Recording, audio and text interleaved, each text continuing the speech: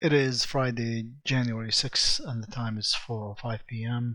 And here's a quick review of today's trades. Starting off with Tesla, I'd been looking at it here to go toward S2, and it did. I took it past. I think by the time I was awake and ready to trade, it was about here at 7.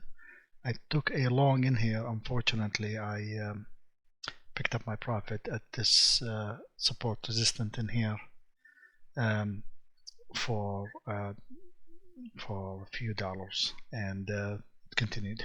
As you can tell, of course, nobody could predicted this move here, especially for Tesla the way it's been going. But it's a shame, but it is what it is. It still was a good trade. Apple, it did set up as well. I wouldn't have been taking it. I did try to take it in here once. I usually don't do that. A couple more. I'll do maybe once, twice, and that's it. Then I'll wait for S2 to take another trade on it. But this one did hold, and it did move up right to the midpoint. The 10-year did give a sell, but it was so late in the week that I did not take it. If I had taken it, I'll have to hold through the weekend, because that about here is 2 o'clock, and it's too late there. And it would have been a long for the 10-year.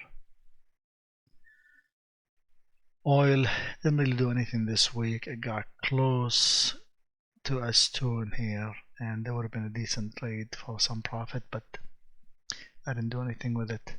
I did try gold. I did take a short in here on this bar right over here, and took profit very early on it. The moves were just erratic on gold, and that was before the news. It did move some more. This would have been a better target in here. This point of control over here, but and it did move back up again. So, and this point in here at R2 was too late to be taking the trade. MES, nothing. We just stayed in between for the weekly swing trades for the MES.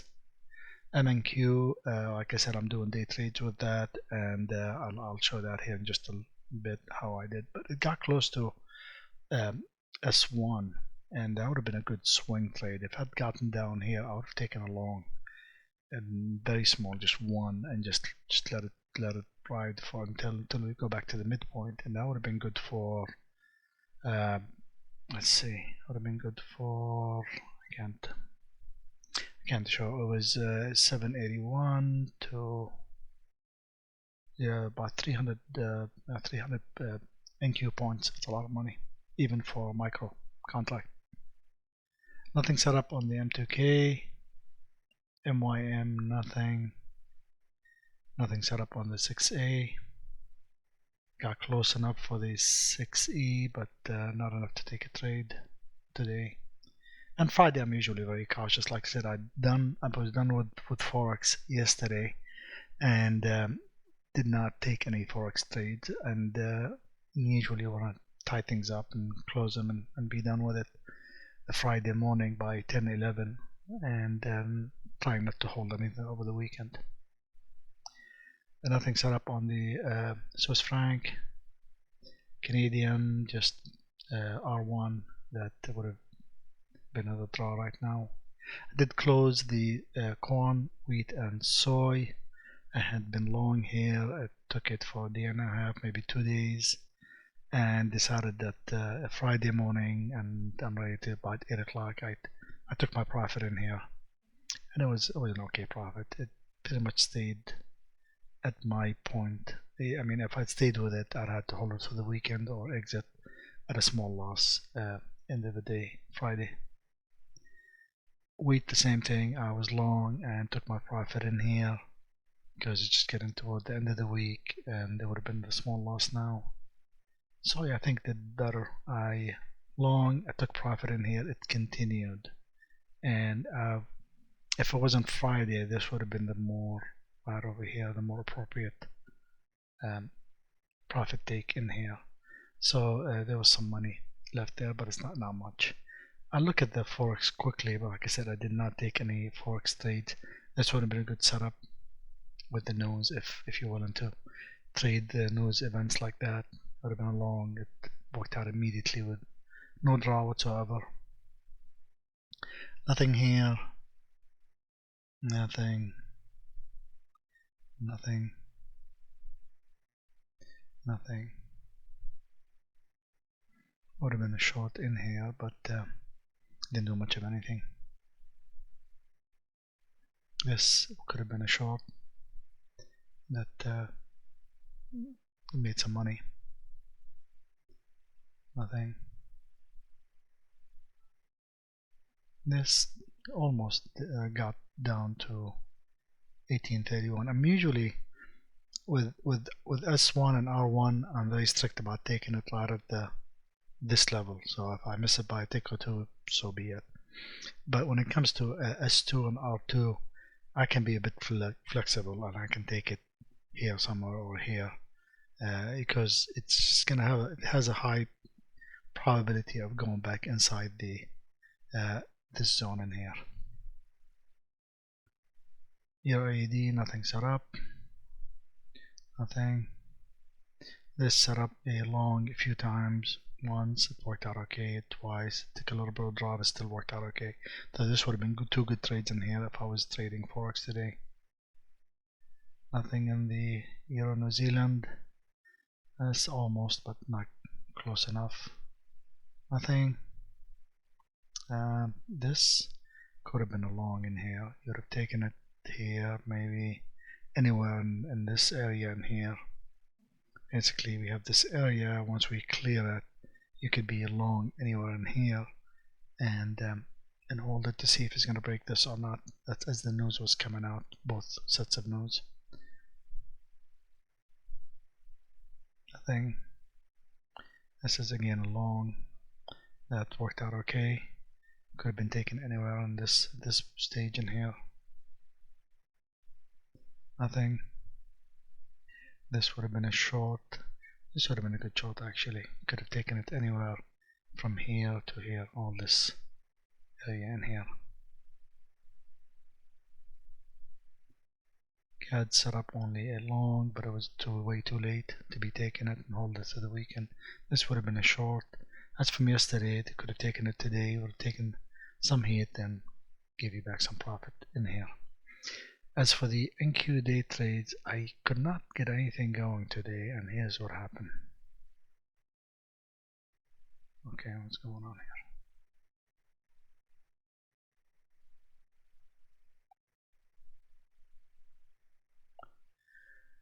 here? Okay, so here's what happened with the,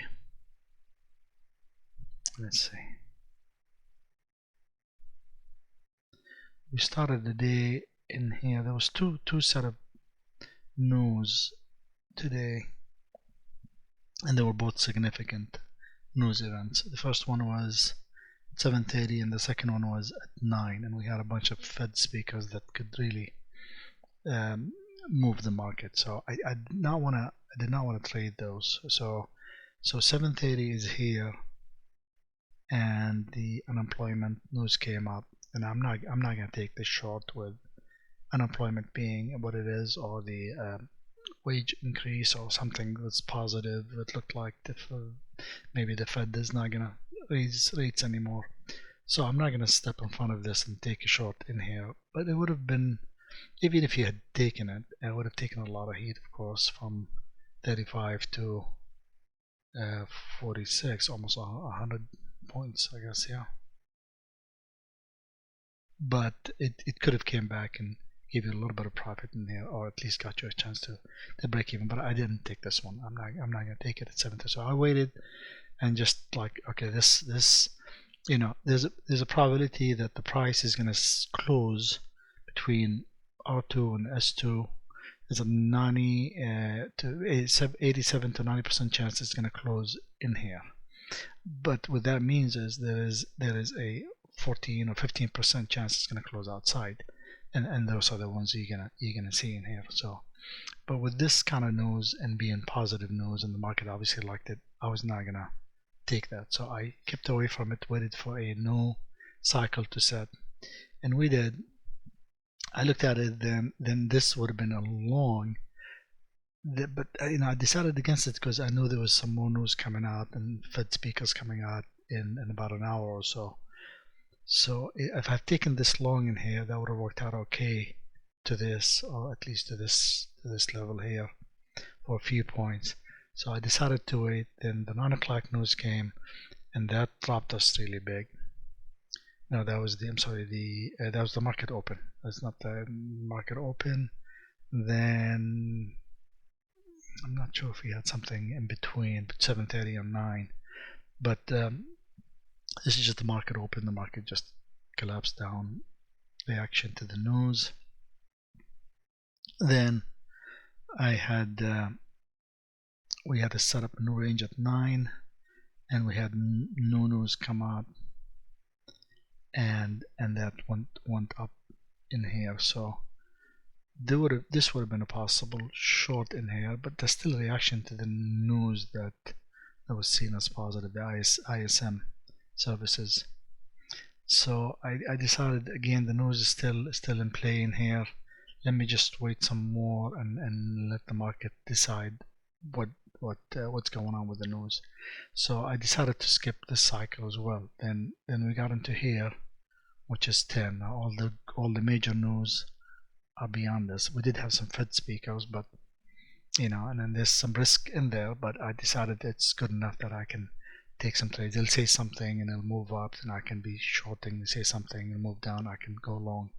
So from this point on, I'm deciding, okay, I'm gonna start trading now. And so nothing set up. I'm taking R2 and S2, nothing set up here between 10